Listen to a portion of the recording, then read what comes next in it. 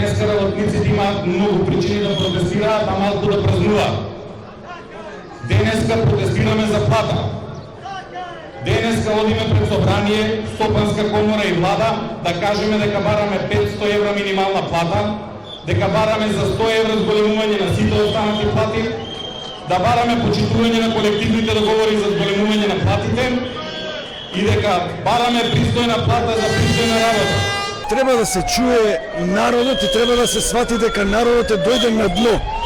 500 евра минимална плата е најниското нешто што може да го бараме и што ни следува. Тоа е најниско нешто.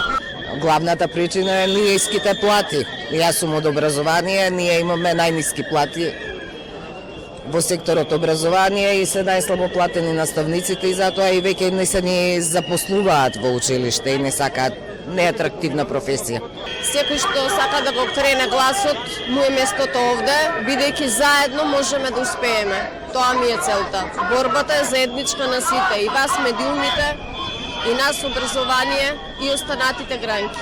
Работниците располагаат со сила, ама не се свесни за таа сила што располагаат и обично абдицираат од таа сила. И затоа, бидејќи абдицираат, ја немаат силата да одлучуваат и морат да молат.